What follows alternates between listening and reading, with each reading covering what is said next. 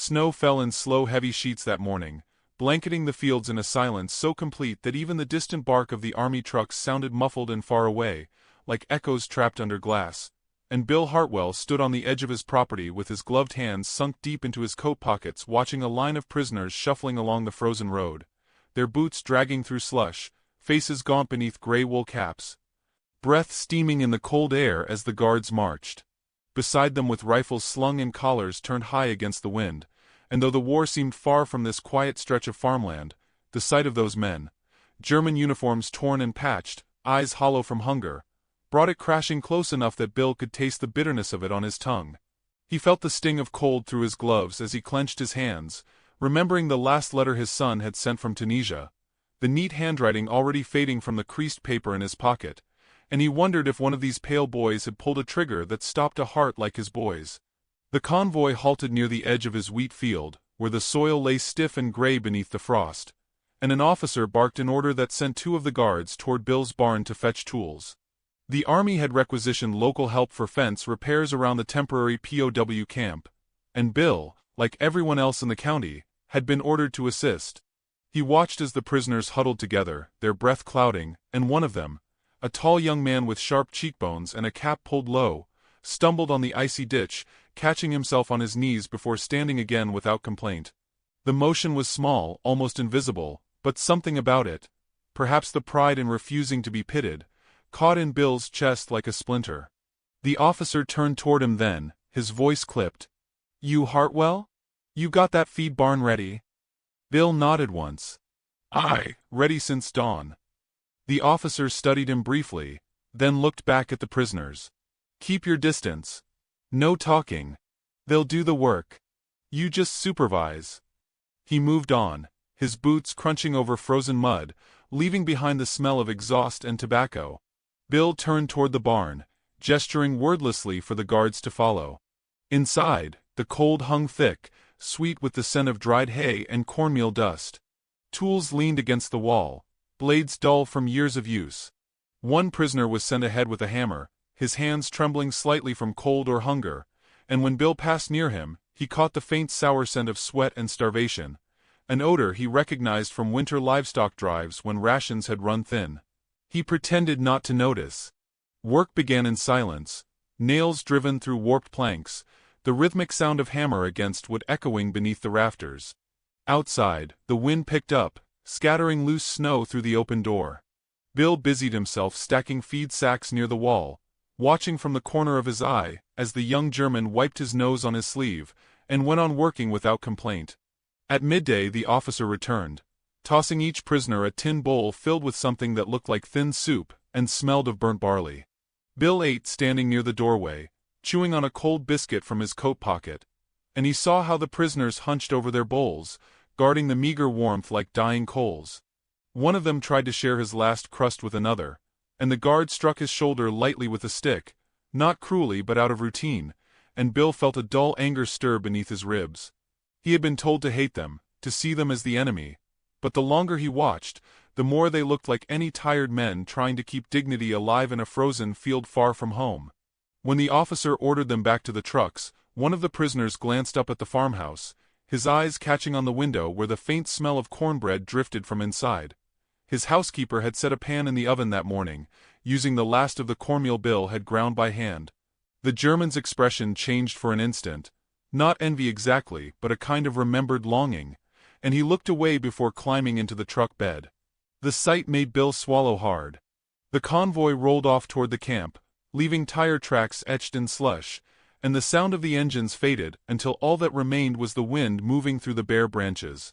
Bill walked slowly back toward the house, the crunch of ice beneath his boots loud in the stillness. Inside, the warmth hit him like a forgotten memory. He removed his gloves and stood by the stove, the golden smell of the cornbread filling the room, butter bubbling around the edges of the iron skillet. He broke a piece off with rough fingers, steam rising, and for a moment he couldn't bring himself to eat it. He thought of the prisoners crouched in the back of the truck, their hands raw, their faces hollow, and he thought of his son, who had written that the enemy sometimes shouted for their mothers as they died. Bill's jaw tightened. He placed the bread back on the counter untouched, staring out the window where the road vanished into white. Dusk came early. The snow deepened. Somewhere beyond the tree line, the camp lights flickered like distant stars.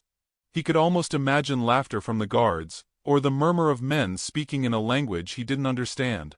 He stood there until the cornbread cooled, until his anger dulled into something heavier, and when he finally sat at the table, the chair across from him remained empty, the one that had belonged to his boy. He poured a measure of coffee, black and strong, letting the heat steady his breath. In the silence, he heard the faint creak of the windmill turning, slow and patient, as if time itself had decided to keep watch over the land. Outside, the snow kept falling, erasing footprints, smoothing the scars of truck tires until the road looked untouched again. Bill rubbed his palms together for warmth, eyes fixed on the dark window. Somewhere deep in him a thought began to form, quiet but insistent, that hunger was the one enemy left that no war could justify, and though he did not speak it aloud, the idea stayed with him as the night deepened and the smell of cold ash and cornbread mixed in the still air, a thought that would not let him rest and would, before the next sunrise, lead him to break a rule written by men who had never gone hungry a day in their lives. The next morning began gray and brittle, the kind of cold that seemed to hum inside the lungs, and Bill woke before the rooster, lying still beneath his wool blanket listening to the stove pop and settle as the last coals from the night's fire dimmed to a red glow. He swung his legs from the bed and felt the chill bite through the floorboards, the kind of cold that sharpened thought and left no room for comfort, and when he looked through the frost on the window he saw the same long trail of footprints and tire ruts frozen into the dirt road, a reminder of yesterday's convoy and the uneasy feeling it had left behind. He poured a tin cup of black coffee, its bitterness grounding him, and stepped outside into a morning that smelled of wood smoke and metal. The wind carried distant sound from the camp across the fields, faint rhythmic shouts, and though he could not make out the words, he felt the rigid order in them. By mid-morning the army truck reappeared, its exhaust curling pale against the sky.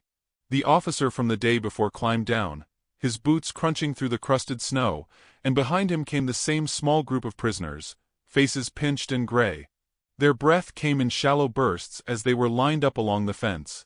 The officer handed Bill a paper with typed instructions, and said the command wanted the north pasture fencing extended another quarter-mile. He added that the same prisoners would return daily until the work was complete, that all contact outside orders was prohibited, and that food or water beyond army ration tins would be considered fraternization. His tone was the kind of official finality that left no place for question. Bill nodded once without meeting his eye, took the paper, and turned toward the shed to fetch the tools. The men began their work in silence, axes striking frozen posts, hammer blows echoing through the open air. The sound carried across the field like a heartbeat, steady but joyless. Bill moved among them without speaking, tightening wire, marking alignment, and trying not to notice how each man's breath shuddered or how their hands, bare and chapped, slowed as the hours passed. At noon a guard's voice broke the stillness. The prisoners halted to eat, crouched beside the fence with their metal bowls of watery stew. Bill watched from a distance, leaning on his shovel, the wind tugging at his coat. One of the Germans lifted a hand to his mouth, took a bite, then paused to rub his palms together for warmth.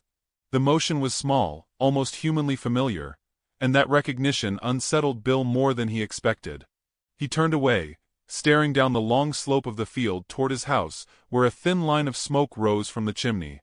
He thought of the leftover cornbread cooling on the counter, and he cursed himself for thinking of it at all. When the officer returned, he checked the line of work, signed a sheet, and warned that the army would tolerate no breaches of order. His eyes lingered on Bill, sharp and searching, as though testing whether the farmer's silence held agreement or quiet dissent. Bill gave him nothing. When the trucks finally rolled away with the prisoners in back, their figures small and motionless against the gray, Bill walked to the fence and rested a hand on the rough new wire. The cold metal burned his palm, but he held it anyway, feeling the sting as if to remind himself he was still part of something alive. The afternoon faded to colorless dusk. He finished stacking tools in the barn, the rhythmic scrape of iron against wood echoing through the rafters, and when he turned to close the door he caught sight of something in the snow near the work site. He bent down and found a torn scrap of fabric, a piece of sleeve maybe, faded field gray. He stood holding it for a long time, then tucked it into his pocket without understanding why. That night the sky cleared, and the stars came out sharp as nails. Inside the kitchen the fire cast a soft orange glow across the walls, and the silence pressed close, broken only by the ticking of the clock. Bill sat at the table with his supper untouched, listening to the wind outside. Somewhere far off, the faint rumble of a train moved through the valley, and he thought about where it might be heading, what kind of men it carried, and whether they too were cold and hungry. He pushed his plate away and stood, walking to the window. The field stretched out like a sea of pale light under the moon, fences cutting dark lines across them. He imagined the prisoners back in their camp, sleeping on thin cots behind barbed wire, men who once had farms of their own, kitchens that smelled of bread, families waiting across an ocean. His throat tightened at the thought, and though he told himself it was foolish sentiment, he could not shake the image. The next morning he hitched the wagon early and loaded bales for the feed lot. But before leaving he paused by the pantry, eyes falling on the sack of cornmeal half full beside the flour bin. His hand hovered there for a long moment before he shook his head and turned away. Yet as he drove toward town, the thought of that sack lingered like a weight behind his ribs, and every mile of frozen road seemed to grind it deeper into him. In town the general store buzzed with talk of ration cuts, new quotas, and letters from boys overseas. Men spoke in flat voices about victories and losses, about duty and sacrifice, words that now felt thin to Bill, as though repeated too often to still carry meaning. When he returned home, the sun was already dropping, light stretched long across the snow. He unhitched the horse, moved through his chores automatically, and when he came back to the house the sky was darkening to indigo. Inside, he reached again for that cornmeal sack, pulled it open, and let the grain run through his fingers like sand. The smell was faintly sweet, earthy, alive. He poured a handful into the bowl, added a little salt and water, and stirred until the mix thickened. The stove fire flared as he set the pan over it. Outside, he could hear the wind shifting east, carrying with it the faint sound of men's voices from the direction of the camp. He didn't understand the words, but the tone was low, weary, familiar. He leaned against the counter, arms folded, watching the batter rise. The thought came again, clear this time without hesitation. They're just men, and men need to eat. He did not speak it aloud, only felt it settle deep as truth. When the cornbread finished, golden and cracked at the edges, he wrapped it in a clean cloth and set it beside the door. The fire's warmth faded as he stared at it, uncertain what he meant to do. Outside the stars burned brighter than ever, the cold sharper. He could still see the camp lights faintly across the dark fields. He stood motionless a long time, breath slow, hand steady, caught between the life he was told to live and the one his conscience demanded. The clock ticked louder, each second a heartbeat he could not ignore. Finally he turned off the lamp, left the cornbread where it was, and went to bed, but sleep would not come. He lay listening to the wind, knowing the next day would bring the same men, the same hunger, the same choice waiting to be made, and as the night deepened he understood that obedience could no longer quiet the voice that had begun to wake inside him. The dawn after that sleepless night came soft and colorless, the horizon smudged in ash-gray light as frost clung to every fence post and blade of grass, and Bill stood on his porch with a mug gone cold in his hands watching the fog drift low across the fields like breath from a sleeping giant. His thoughts too restless to name, but heavy with something close to resolve. The army truck returned before the sun cleared the trees, the sound of its engine flattening the quiet, and he could already see their silhouettes in the back through the shifting mist, the same thin faces, the same worn caps, shoulders hunched against the cold. The officer stepped down stiffly, his coat immaculate despite the mud, and nodded curtly. "Same work as before," he said, then glanced toward the barn where smoke rose thinly from the chimney. "No talking, no handouts. You understand?" Bill answered with a small nod, his breath curling from his mouth, and turned toward the fence without another word. The prisoners filed out 2 by 2, their boots crunching on frozen ground, and the guards followed with rifles hanging loose but ready, though none of them looked eager to use them. The day began the way the last had ended, with the sharp ring of hammers, the scrape of wire, the rhythm of work that gave no room for thought. Yet beneath that sound lay something quieter, a kind of hunger that reached beyond food, a weariness that even discipline could not hide. Around noon the officer called for a break and handed out the same thin stew, the same chipped tins. One of the men, the tall one who'd stumbled that first day, stood apart from the rest, his bowl empty too quickly, his hands shaking faintly as he rubbed them together. Bill found himself watching without meaning to, something about that quiet endurance drawing him in. He turned away and walked to the barn, pretending to check the tools, but his eyes kept drifting toward the house where he knew the loaf from last night still sat wrapped in cloth near the stove. The smell of ash and cold metal filled his nose, but beneath it he imagined the faint sweetness of baked corn, golden and soft. The officer finished his meal and came to stand beside him, lighting a cigarette. "They'll get used to the weather," he said, exhaling smoke. "Discipline keeps men alive. Pity doesn't." Bill didn't answer. The officer gave a short laugh that didn't reach his eyes, dropped the cigarette into the snow, and walked off. When the work resumed, Bill stayed by the far end of the fence, his jaw tight, eyes following the line of men as they moved slowly through the drifting flakes. The sun never fully broke the clouds, leaving the world caught between day and dusk. By late afternoon, the officers signaled to pack up, and the guards began gathering the tools. As the prisoners climbed back into the truck, one turned to glance at the field they'd fenced, his gaze lingering not on the land, but on the farmhouse beyond, the faint trail of smoke curling from its chimney. Their eyes met for a moment before the man lowered his head and stepped inside. The truck rattled off down the road, wheels cutting ruts through half-frozen slush, and soon the sound faded, until there was only the whisper of wind moving through barbed wire.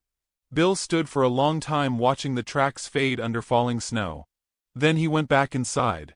The kitchen smelled of ashes and cooling bread.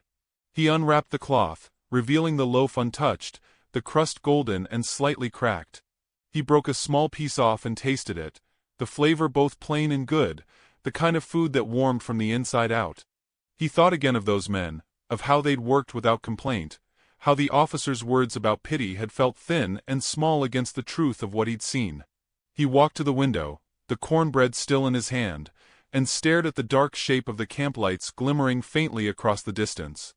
His heart thudded slow but steady, the same rhythm that had carried him through years of drought and loss, but now it felt weighted with something new, an unease that wasn't anger anymore, just the knowledge that silence was becoming a lie. He wrapped the bread again, tucked it under his arm, and stepped outside into the cold. The night had grown sharper, stars scattered wide above the black tree line, and every sound seemed louder. The creak of snow beneath his boots, the soft moan of the wind against the barn. He crossed the yard toward the fence, breath clouding before him, and for a moment he paused, listening. No voices came, no truck engines, only the low cry of a distant owl. He could see his breath pulsing in the air, brief and human, and something about that fragility hardened his resolve. He turned back toward the house, placed the bread on the porch railing, and stared at it, unsure whether he was braver for making it or a coward for not yet sharing it. Inside, the clock ticked slow, marking the minutes like a judge counting down to a verdict. He went back in, sat at the table, and poured a small glass of whiskey, the scent sharp enough to burn his throat before he drank. The liquid spread heat through his chest, but it didn't quiet his thoughts. He looked around the kitchen, at the worn floorboards, the dented pans, the empty chair where his son used to sit, and the silence pressed in again, thicker than before. He set the glass down too hard and listened to it rattle on the wood. Outside, wind pushed against the windows, rattling the panes as though the night itself demanded an answer. He rose and opened the door again, the cold slicing through the warmth, and for a long moment he just stood there, staring toward the invisible road where the camp lay beyond the dark horizon.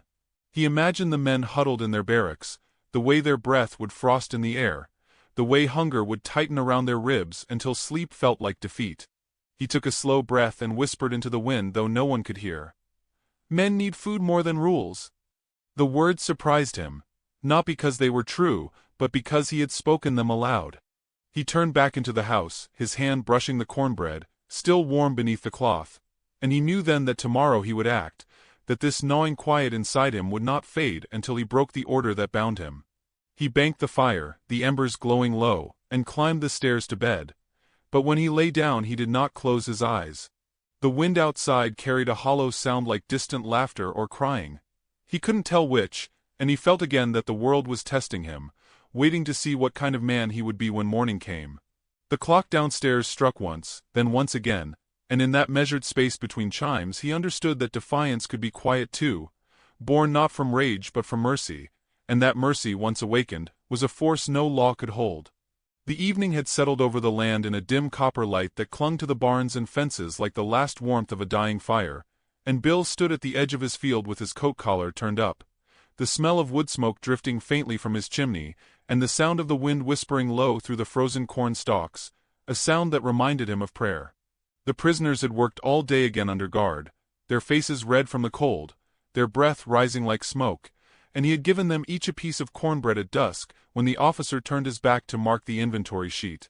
It had been a small thing, quick, almost hidden, but the look that passed through their eyes when they caught the scent had burned through him more deeply than anything he'd felt since the war began.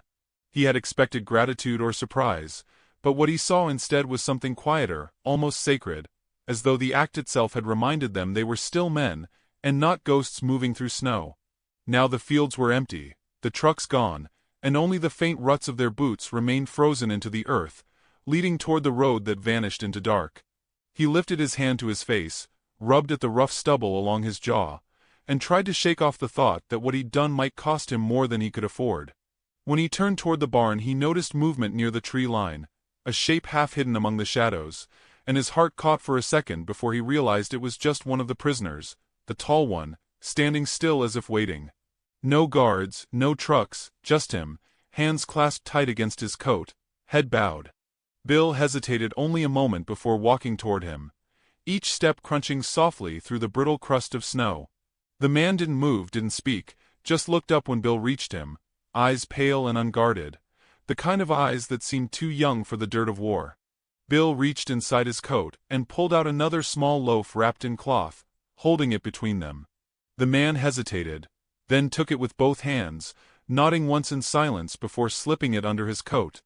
No words were needed. Both understood what this meant.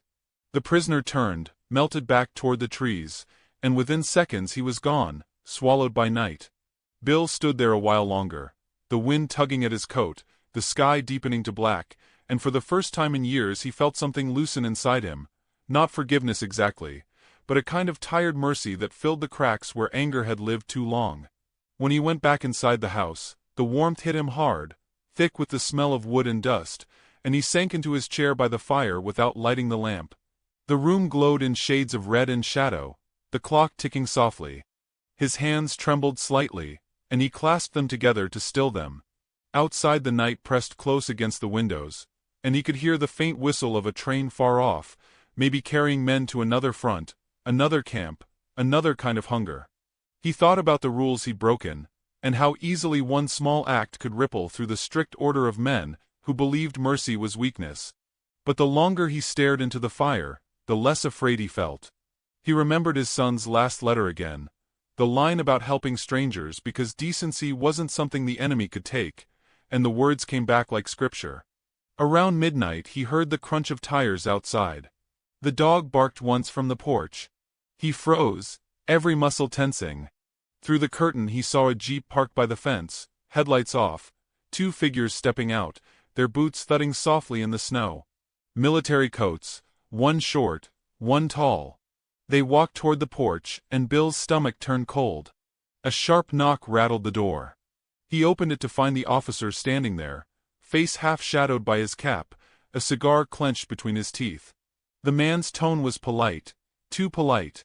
"Evening, Mr. Hartwell. We had reports of missing supplies. Nothing major, just bread, maybe cornmeal. You wouldn't know anything about that, would you?" Bill met his gaze steadily. "Not a thing," he said. The officer studied him for a long moment, eyes flicking past his shoulder toward the kitchen, where crumbs from supper still littered the counter. "Funny thing," he said. "Those boys at the camp keep talking about your cooking. Guess word travels faster than trucks." He smiled thinly, but it wasn't humor. Bill said nothing. The younger soldier behind him shifted awkwardly, glancing at the ground. The officer took a step closer, his breath smelling of tobacco and cold air. "You're a good man, farmer. Loyal, I'm sure. But orders are orders. We keep our distance for a reason." He let the silence hang before adding, "Wouldn't want anyone thinking you're confused about which side you're on." Bill kept his voice low. "I buried my boy under this soil last spring, fighting in Africa. I know exactly which side I'm on." The officer studied him again, something uncertain flickering in his eyes before he nodded once and turned away. "See that it stays that way." The jeep started, wheels crunching, and soon the red glow of its taillights vanished down the road. Bill stood on the porch long after they'd gone, his breath curling in the dark, the dog pressing against his leg. The cold seeped through his boots, but he didn't move. Above him the stars burned clear and sharp, and in that silence he felt the weight of what he'd chosen settle on his shoulders. He knew they would be watching now, that a single misstep could bring trouble to his door, but the thought didn't frighten him the way it might have once. Inside, the fire had burned low, the coals pulsing red beneath the ash. He sat again by the window, staring out at the fields. The snow reflected faint starlight, the fence lines glowing pale like veins across the earth. Somewhere out there men were sleeping, one of them with a piece of his bread hidden under a coat. That image stayed with him as he leaned back in the chair, the exhaustion finally catching up to him, the warmth from the fire seeping slow into his bones. The clock ticked on, each second steady, deliberate, as if marking the distance between duty and conscience. Outside, a gust of wind brushed past the eaves, carrying with it the faint scent of smoke from the camp. He wondered if they were burning wood or straw, wondered if the young man would share his bread or keep it for morning, wondered if the officer would come again with more questions. He let those thoughts drift through him until only one remained, quiet and stubborn as the land itself, that a man's worth wasn't measured by which orders he followed, but by which ones he had the courage to break. The fire cracked once, sending a shower of sparks against the grate, and the sound startled him from his thoughts. He looked toward the door, half expecting another knock, but none came. The silence returned, deep and absolute. He poured a last cup of coffee gone cold, drank it slowly, and stared into the empty hearth until the shapes of his reflections blurred into the glow. Then he rose, took his coat from the chair, and hung it carefully by the door as if preparing for the next day's battle, not against an army, but against the weight of obedience itself. The night pressed harder against the glass, and the wind outside carried a single hollow sound across the frozen field, something between a sigh and a promise, and he stood listening until it faded, his hand resting on the doorframe, eyes fixed on the dark horizon where defiance waited like dawn not yet born. The morning after the officer's visit broke cold and windless, a pale sun struggling through the haze as if it too hesitated to return, and Bill moved through his chores in silence, every sound, the creak of the barn door, the grind of the pump handle, the thud of the feed bucket, echoing louder than usual in the still air. He felt the eyes of the army on him, even when no one was there, the sense of invisible judgment that comes when a man knows his defiance has not gone unnoticed. The cornbread tin on the counter was empty, and he caught himself staring at it longer than he meant to, remembering the faint expression on the prisoner's face, that unguarded look of surprise and quiet gratitude. He shook the thought away and stepped outside, breath hanging like smoke, hands buried in his pockets. Down by the road the trucks arrived again, their engines rumbling through the frost as the same group of prisoners was unloaded, though the officer from before was nowhere to be seen. A new man stood in his place, younger and leaner, his uniform pressed sharp, his tone clipped when he barked orders. "Work fast," he said, his accent southern and dry, "and no delays. I don't want a single complaint from command about this farm." Bill gave no sign of acknowledgement, only motioned toward the fence line that still needed mending. The guards spread out, rifles slung, breath steaming in thin plumes. The prisoners set to work with quiet efficiency, their tools striking rhythmically against frozen wood. Bill could sense a subtle tension among them, as though they too felt the shift in command. The tall prisoner glanced once toward him, but quickly looked away. By noon, the wind had begun to rise, cutting across the open field in long invisible waves. Dust and ice stung the air, numbing fingers and faces. Bill handed a pair of gloves to the nearest guard without a word, and went to fetch a coil of wire from the shed. Inside he paused, looking toward the house where the chimney still smoked faintly, and for an instant he thought of brewing coffee for the workers before the thought curdled under the weight of caution. When he returned, the new officer was watching him from the fence, expression unreadable. "You've been cooperative," he said evenly. "Let's keep it that way." Bill's jaw tightened. "I just fix fences," he answered. The officer studied him a moment longer, then turned away. Work resumed, but the rhythm was slower now, wearier. The young German's hands shook when he tried to twist the wire, his lips cracked from cold. Bill watched from a distance, trying to convince himself that compassion could wait for another day. That small defiance was enough, but as the wind grew sharper he saw the boy falter and nearly drop the pliers. Without thinking he walked over, bent, and steadied the tool. The guard started to step forward, but paused when Bill spoke quietly. "He's freezing. Give him a minute." The guard hesitated, then shrugged and looked away. Bill pulled a rag from his coat and wrapped it around the man's bleeding knuckles. The prisoner looked up, startled, and whispered a single word, "Danke," before lowering his eyes again. Bill said nothing, just tightened the knot and stood. The wind carried the faintest sound from the camp in the distance, something like a bugle or a shout, though it faded before it reached them. The officer called for work to stop at dusk. As the prisoners climbed back into the truck, one of them, the same tall figure as before, looked back and met Bill's eyes. This time there was no fear in the glance, only a quiet understanding. When the truck rumbled away, Bill turned toward his barn and saw a folded scrap of paper tucked under a loose board near the gate. He pulled it free and stared. The handwriting was careful but halting, the words in broken English. "Tomorrow cold. No food. You good man." He stood there until the last of the light drained from the sky, the message burning in his hand. That night he couldn't eat. The house was too still, the walls too thin to keep out the wind or the guilt pressing through them. He walked from room to room, listening to the clock tick, to the faint hiss of air slipping under the door. The more he tried to ignore the note, the more its words echoed through him. By midnight he was standing again at the counter, hands dusted with cornmeal, mixing batter by lamplight. The smell filled the house, warm and steady, carrying with it a memory of better years. When the bread was done, he wrapped it in cloth and slipped it into his coat. Outside, the night was darker than ink, the fields a flat expanse of silence. He crossed the yard, boots crunching, every step louder than it should have been. The camp lights glimmered faintly across the distant ridge, a string of weak stars against the black. He didn't go that far.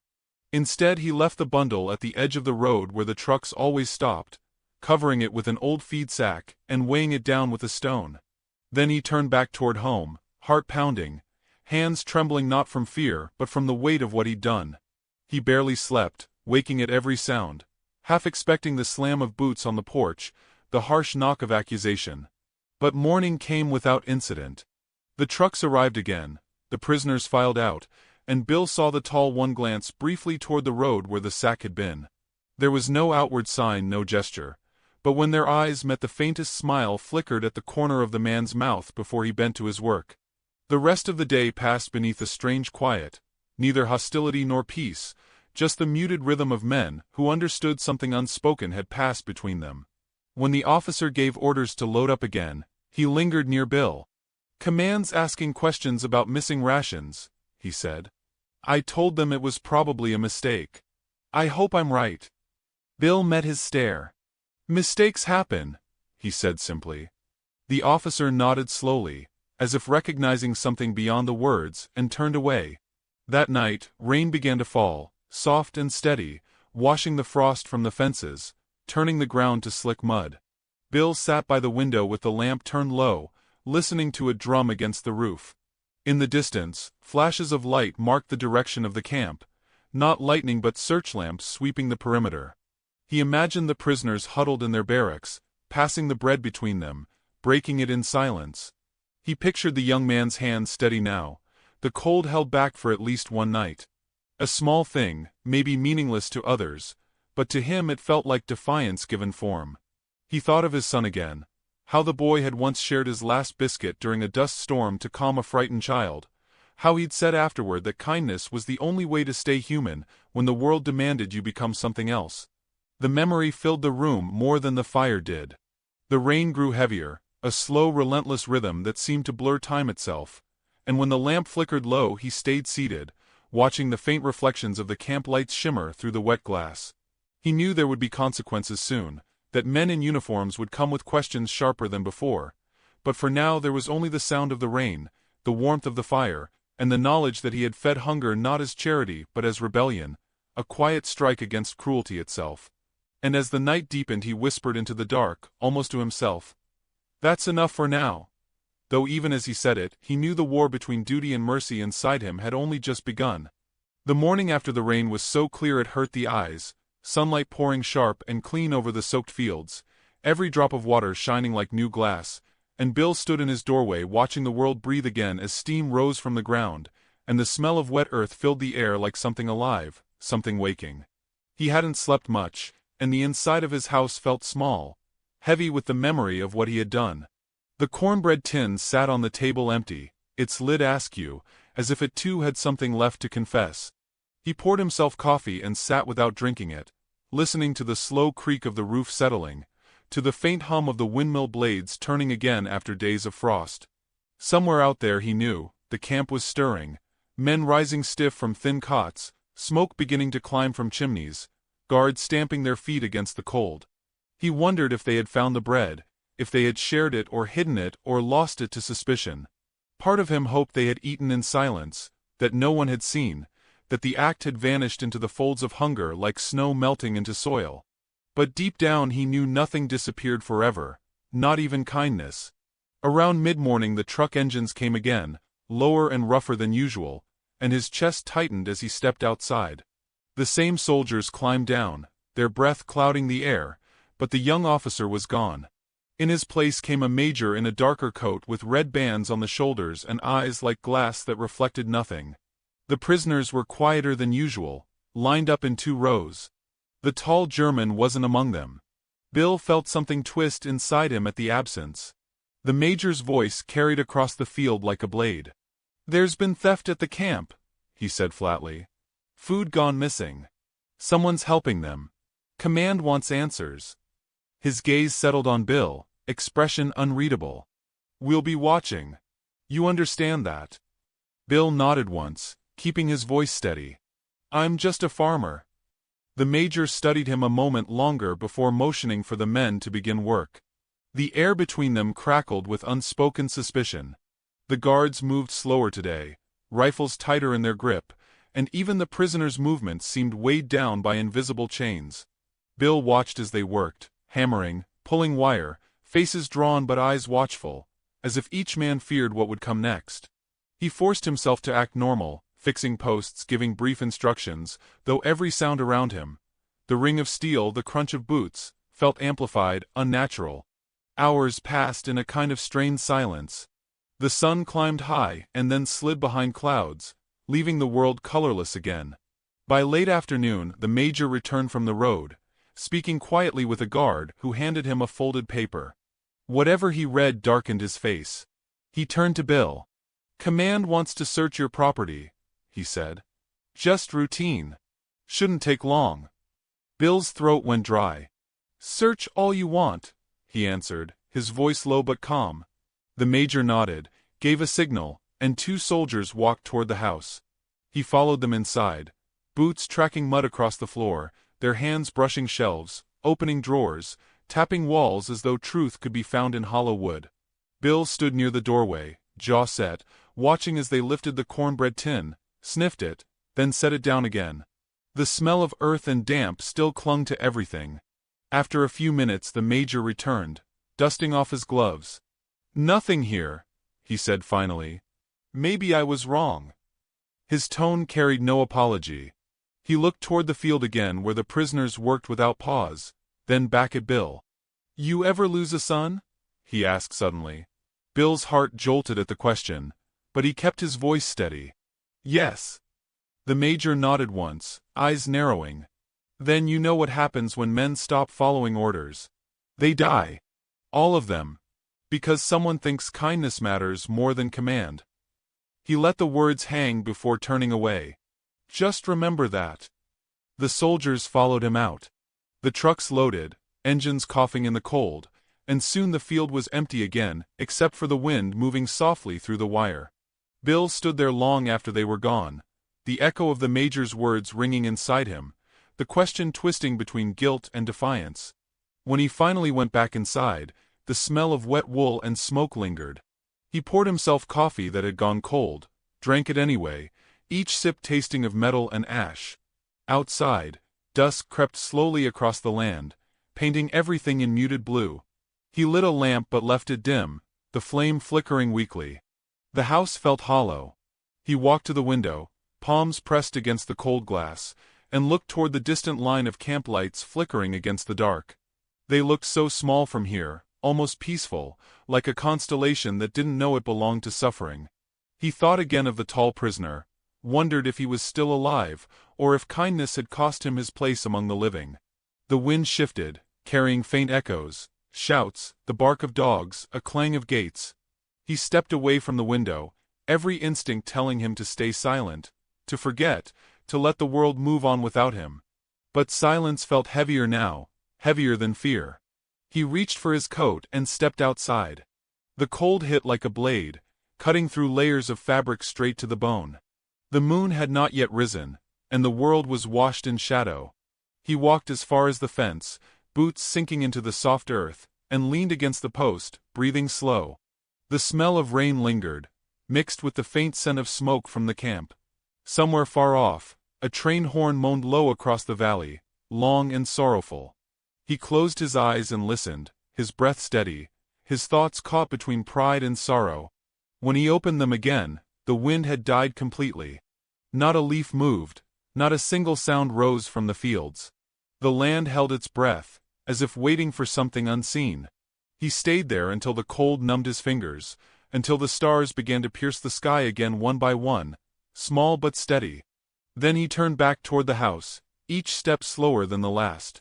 Inside, the fire had burned low, the embers faint. He crouched beside it, feeding in a few sticks, watching the small flames catch. The sound of the wood crackling filled the silence, and for a moment he let his hands hover over the warmth, feeling it sting back to life. He thought of the major's face, of the warning in his voice, and of the prisoner's small smile. Between them stood the whole weight of the war. He knew there would be more visits, more questions, that his choices had placed him beneath a light that could not be escaped. But as he sat there watching the fire rebuild itself from ash, he understood something quiet and unshakable.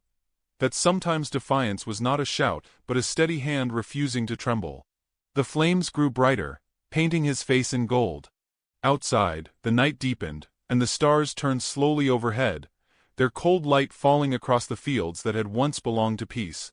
He looked toward the window one last time, his reflection blurred in the glass, the horizon still holding the faintest glow of campfires, and in that mingling of warmth and distance he found no peace, only the stillness of a man who had chosen his side, and would have to live with the cost.